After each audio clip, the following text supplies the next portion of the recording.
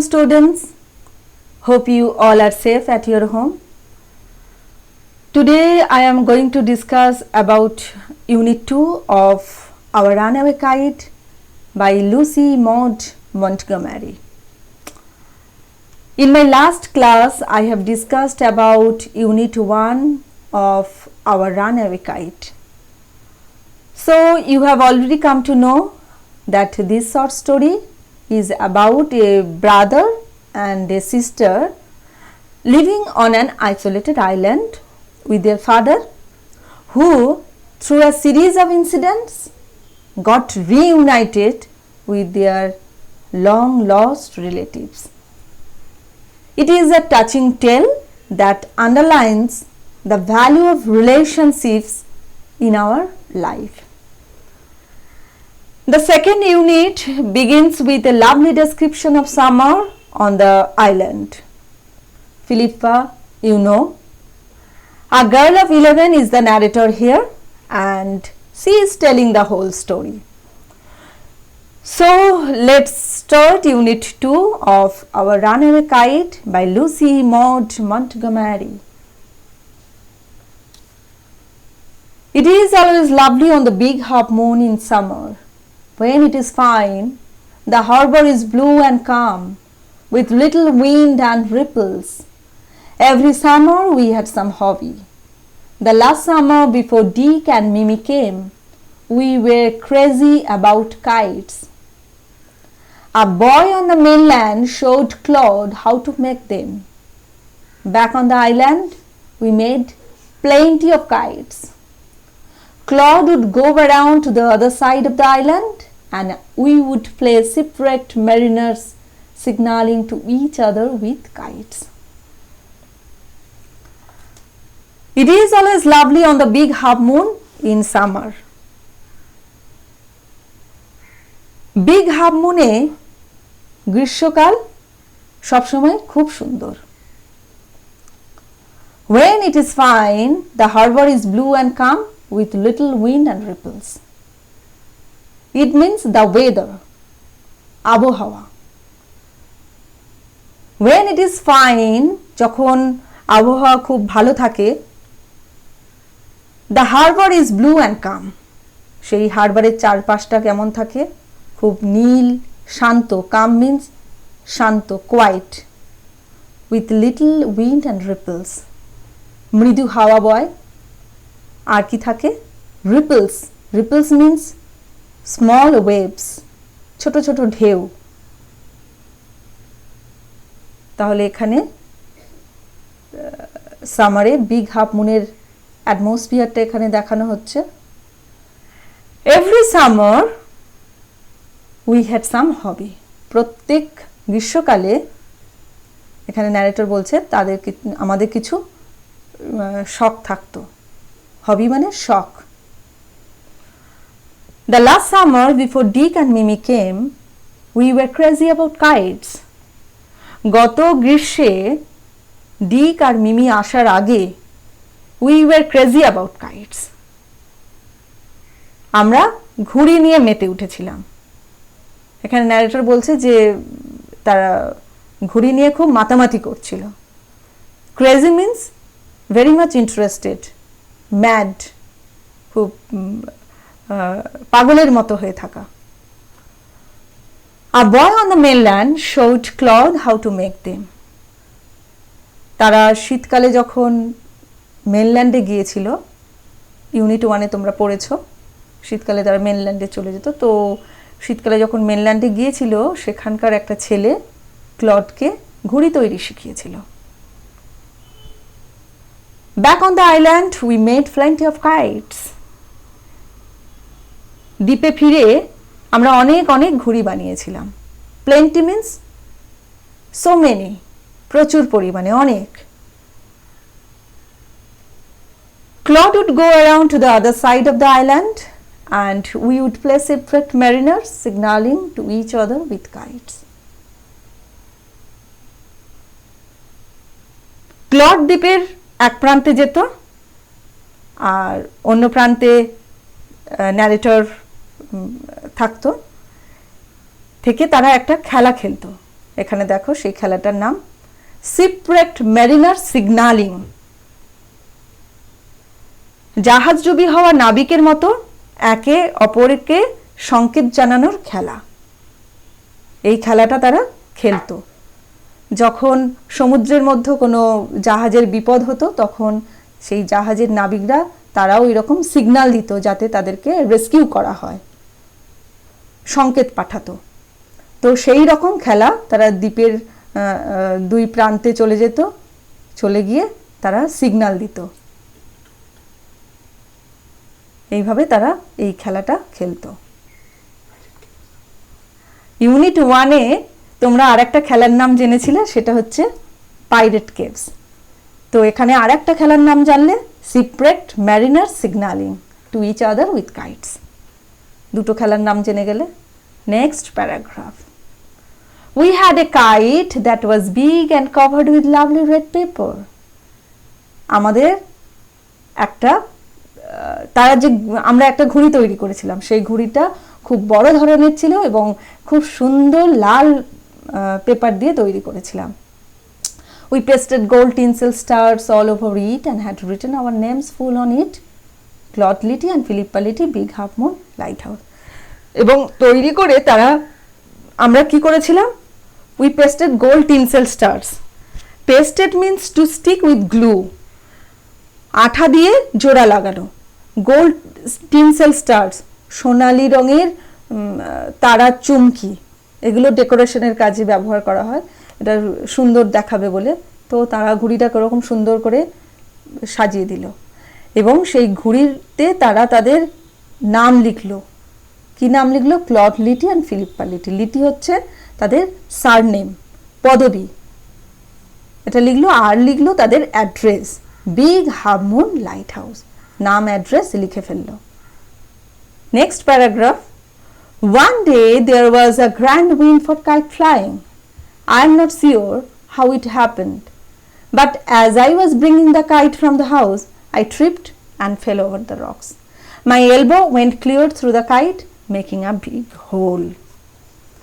একদিন খুব সুন্দর হাওয়া বইছিল এবং সেই হাওয়াটা ঘুড়ি ওড়ানোর পক্ষে খুবই উপযুক্ত। I am not sure how it happened, but I was bringing the kite from the house. I tripped and fell over the rocks. এখানে ন্যারেটর বলছে যে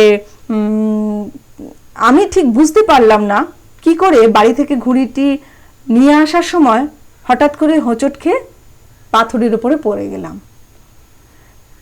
ট্রিপড মিন্স স্টাম্বল, হোঁচট খেয়ে পড়ে যাওয়া। My elbow went clear through the kite, making a big hole. আমার কনুইটা ঘুড়ির মধ্যে ঢুকে গেল এবং একটা বড়সড় ছিদ্র করে ফেলল। Last paragraph.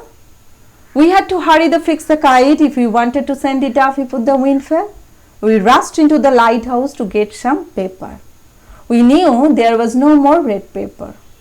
We took the first thing that came handy, an old letter lying on the bookcase in the sitting room. We passed the kite off with the letter, a seat on each side, and dried it by the fire. We started out and off went the kite like a bird. The wind was glorious and it showed all at once snap, and there was Claude standing with a bit of cord in his hand, looking foolish. Our kite had sailed away over to the mainland. We had to hurry to fix the kite if we wanted to send it up before the wind fell. এখানে narrator বলছেন কি, আমাদের খুব তাড়া ছিল ঘুড়িটা ঠিক করার। Fix means to repair, মেরামত করা, যাতে বাতাস কমে যাওয়ার আগে ঘুড়িটা ওড়াতে পারি। We rushed into the lighthouse to get some paper. আমরা দৌড়ে লাইট হাউসের মধ্যে গেলাম কিছু কাগজ আনার জন্য। We knew there was no more red paper. আমরা জানতাম যে আর কোনো লাল কাগজ আর অবশিষ্ট নেই। We took the first thing that came handy. যেটা আমাদের কাছে প্রথম আমরা যেটা পেলাম, handy means easy to use, সহজেই ব্যবহার করা যায়, হাতের কাছে যেটা পাওয়া যায় সেটাকে হ্যান্ডি বলা হচ্ছে। কি পেল তারা হাতের কাছে? An old letter lying on the bookcase in the sitting room. তাদের বসার ঘরে বুক কেসের ওপরে একটা পুরনো চিঠি ছিল, সেটাই নিয়ে ফেললো। We patch the kite up with the letter. আমরা ওই চিঠিটা দিয়েই কাইটটাকে, ঘুড়িটাকে টাপতি দিলাম। Patched means covered a hole with a piece of paper, a seat on each side and dried it by the fire. এবং দুদিকে টাপতি দেওয়ার পরে তারা কি করলো? সেটা আগুনে শুকনো করে নিল। We started out and up went the kite like a bird. আমরা আবার শুরু করলাম ঘুড়ি ওড়াতে, এবং ঘুড়িটা খুব সুন্দর উঠছিল, ঠিক যেন একটা পাখির মতো। এই সেন্টেন্সটা দেখো, এখানে কাইট আর বার্ডের মধ্যে একটা তুলনা করা হয়েছে। The kite like a bird. Kite, এখানে ঘুড়িটা যেন পাখির মতো খুব সুন্দর অনেক দূর উড়ে চলে যাচ্ছে। এখানে লাইক দিয়ে তুলনাটা বোঝানো হচ্ছে। ইংলিশে এগুলোকে সিমিলি বলা হয়। সিমিলিটা কি? In simile a comparison is made between two objects different in nature by the word like or as. দুটো আনলাইক অবজেক্টকে যখন অ্যাজ অথবা লাইক দিয়ে কম্পেয়ার করা হয়, সেটা ইংলিশে সিমিলি বলা হয়। The wind was glorious and it showed. সেদিনের বাতাসটা খুব চমৎকার ছিল এবং সেটা অনেক উঁচুতে উঠল ঘুড়িটা। All at once snap. হঠাৎ করেই সুতোটা কেটে গেল। স্ন্যাপ, এটা একটু লক্ষ্য করো, এই ওয়ার্ডটা স্ন্যাপ, এটা হচ্ছে ইংলিশে অনোম্যাটোপিক একটা ওয়ার্ড। এখানে the sound is made to echo the sense. এই স্ন্যাপ শব্দটি দিয়ে ঘুড়ির সুতো ছেঁড়ার শব্দটা যেন আমরা শুনতে পাচ্ছি। এটা হচ্ছে একটা অনোম্যাটোপিক word. And there was Claude standing with a bit of cord in his hand looking foolish. এবং ক্লডের হাতে সুতোটা ছিল এবং সে একটা বোকার মতো দাঁড়িয়ে রইল। Our kite had sailed away over to the mainland. আর আমাদের ঘুড়িটা ভেসে চলল মূল ভূখণ্ডের দিকে। Now I am giving a summary of this unit. It is given point-wise so that you can remember this unit very easily. In the season of summer, the big half moon island becomes very enjoyable. গ্রীষ্মের সময় big half মুনকে খুব সুন্দর মনোরম দেখাতো।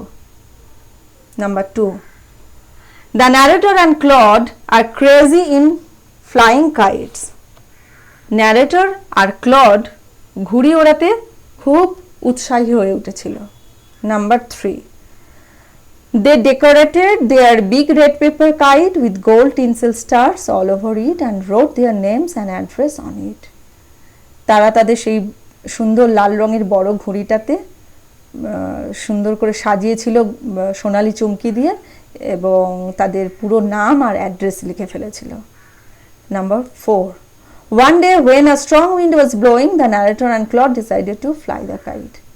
একদিন যখন খুব সুন্দর বাতাস বইছিল, তখন ন্যারেটর আর ক্লড ঠিক করলো যে তারা ঘুড়ি ওড়াবে।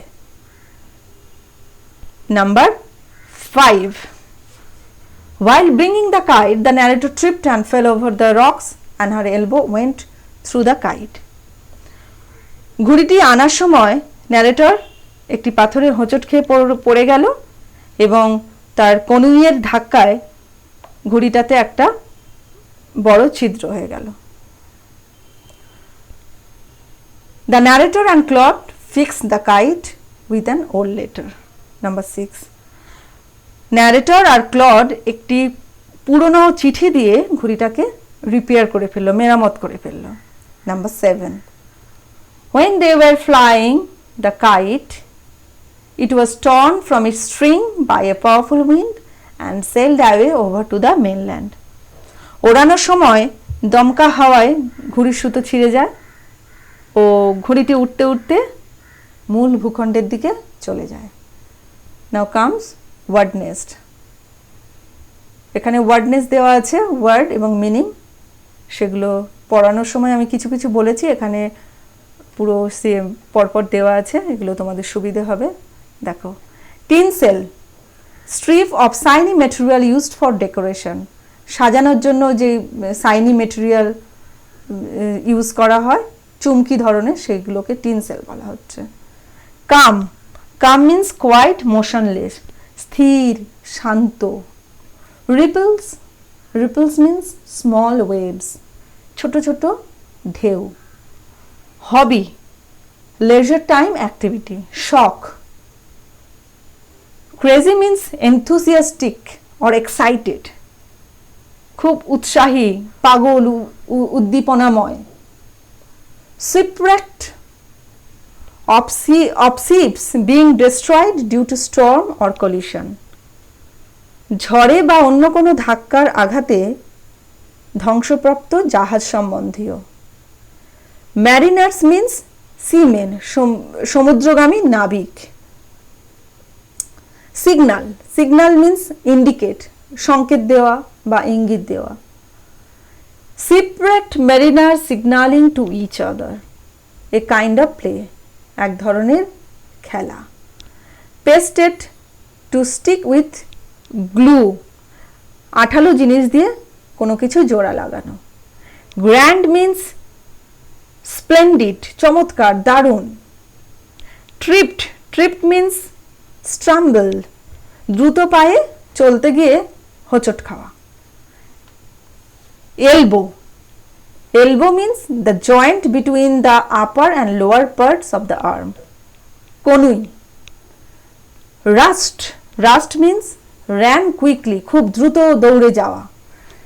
Patched, patched means covered a hole or worn place with a piece of paper or cloth, কোনো ছিদ্র বা কোনো উঠে যাওয়া কোনো জায়গা, সেটা কোনো কাপড় বা কাগজ দিয়ে সেটাকে মেরামত করে লাগিয়ে দেওয়া, সেটাকে প্যাচড বলা হচ্ছে। Soared, soared means flew, rose high, অনেক উঁচুতে ওঠা, সেটাকে বলা হচ্ছে। Snap, snap means sound of tearing, একটা ছেঁড়ার শব্দ। Now comes comprehension exercises. টেক্সটের যে এক্সারসাইজ আছে, 3 ধরনের এক্সারসাইজ, সেটা আমি এখানে সলভ করে দিয়েছি, বুঝিয়ে বুঝিয়ে সলভ করে দিচ্ছি। Number A, choose the correct alternative to complete the following sentences. Correct alternative, right answer choose করতে হবে। Number 1, in summer the big half moon is always, গ্রীষ্মের সময় বিগ হাফ মুনকে সবসময় কেমন লাগতো, একদম টেক্সট থেকে তুলে নিয়ে ওয়ার্ডটা কি লিখতে হবে, lovely. The right answer will B lovely. Number 2, back on the island clod and the narrator made plenty of, তারা আইল্যান্ডে ফিরে এসে ক্লড আর ন্যারেটর অনেক বানিয়েছিল কি, the right answer will be kites. Number 3, the kite was patched with a, কাইটটাকে মানে তাপ্তি দেওয়া হয়েছিল, with a, right answer is a letter. Next question, question number B, complete the following sentences with information from the text. Text থেকে information নিতে হবে, নিয়ে এটা কমপ্লিট করতে হবে। Number 1, a boy on the mainland showed, মেনল্যান্ডের একটা ছেলে দেখিয়েছিল, কাকে দেখিয়েছিল, কি দেখিয়েছিল, প্যারাগ্রাফ 1-এ তোমরা পড়েছো, ইউনিট 2-এ। Claude, showed Claude how to make kites. Number 2, on the kite Claude and the narrator pasted, narrator আর ক্লড সেই কাইটের উপর কি পেস্ট করেছিল, and old letter, এখানে যদি গোল্ড স্টিনসেল স্টার্স লেখো সেটাও রাইট আনসার হবে। Number 3, Claude was standing with, Claude দাঁড়িয়ে ছিল কি নিয়ে, উইথ লাস্ট প্যারাগ্রাফে আছে answer, with a bit of cord in his hand looking foolish, তার হাতে সুতোটা ছিল এবং তাকে বোকা দেখাচ্ছিল। Question number C, fill in the chart with information from the text. এখানে একটা চার্ট আছে, স্টেটমেন্ট রিজনের চার্ট। স্টেটমেন্ট কি আছে দেখো, number A, the narrator's elbow went through the kite, ন্যারেটরের কোনোই কাইটের মধ্যে ঢুকে গিয়েছিল। কারণটা কি, কারণটা কি পড়ে গিয়েছিল সেটা লিখতে হবে। The narrator had tripped and fallen over the rocks. Question number B, Claude and the narrator hurried to fix the kite, Claude আর ন্যারেটর খুব তাড়াহুড়ো করছিল সেটাকে রিপেয়ার করা, ফিক্স মিন্স রিপেয়ার করার জন্য কাইটটা। কারণটা কি, because they wanted to send it off before the wind fail, বাতাসটা থেমে যাওয়ার আগে বা কমে যাওয়ার আগে তারা সেটাকে ওড়াতে চেয়েছিল। Number C, the kite showed, ঘুড়িটা আরো উঁচুতে উঠতে লাগলো। কারণটা কি, দ্য উইন্ড ওয়াজ গ্লোরিয়াস, সেদিনের বাতাসটা খুব চমৎকার ছিল। নাও comes model activity task.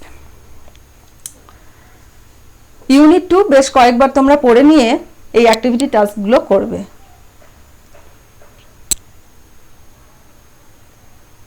Answer the following questions from the text.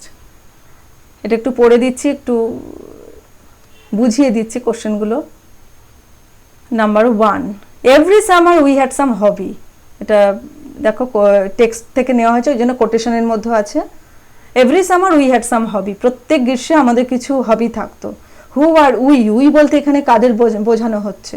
What hobby did they have in last summer, কি হবি ছিল তাদের লাস্ট সামারে, সেটা লিখতে হবে। Number 2, what did Claude learn from a boy on the mainland, মেনল্যান্ডের একটি ছেলের কাছ থেকে ক্লড কি শিখেছিল?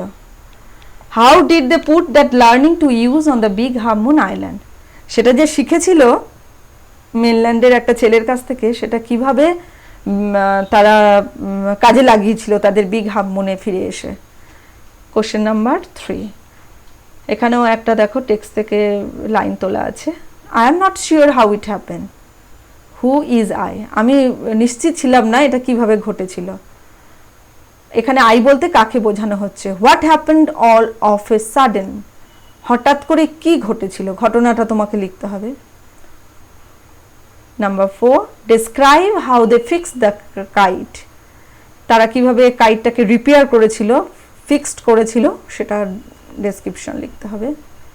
Question number 5, why did the narrator and Claude hurry to fix the kite, narrator আর ক্লড সেই কাইটটাকে রিপেয়ার করার জন্য এত তাড়াহুড়ো কেন করছিল?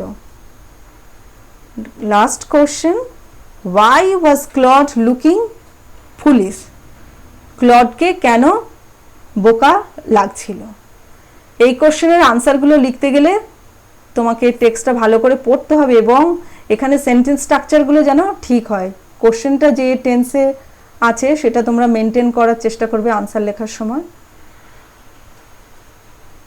আর একটা অ্যাক্টিভিটি তোমরা করতে পারো, তবে সেটা খাতায় লিখতে হবে না, বানাতে হবে। এই গল্পে তোমরা দেখেছো ক্লড ঘুড়ি তৈরি করেছিল, তো তোমরাও পুরনো কাগজ দিয়ে এরকম ঘুড়ি তৈরি করতে পারো। এইরকম ক্রিয়েটিভ কিছু করলে দেখবে তোমাদের ভালো লাগবে। আজকের এই চরম সংকটের দিনে যার অভয়বাণী আমাদের প্রাণে আশার আলো জাগায়, যার গান কবিতা আমাদের মনকে শক্ত করে, দৃঢ় করে, সেই বিশ্বকবি রবীন্দ্রনাথ ঠাকুরের এরকমই একটি কবিতা আমি তোমাদেরকে শুনিয়ে আজকের আমার এই ক্লাসটি শেষ করছি।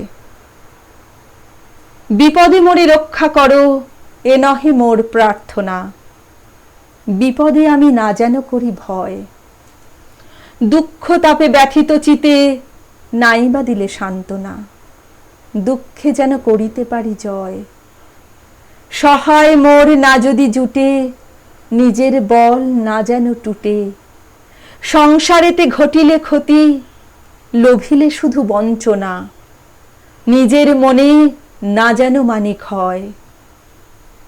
আমারে তুমি করিবে ত্রাণ, এ নহে মোর প্রার্থনা, তরিতে পারি শকতি যেন রয়। আমার ভারে লাঘব করি, নাইবা দিলে সান্ত্বনা, বহিতে পারি এমনই যেন হয়। নম্র শিরে সুখের দিনে, তোমারই মুখ লইব চিনে, দুঃখের রাতে নিখিল ধরা, যেদিন করে বঞ্চনা, তোমারে যেন না করি সংশয়। Thank you.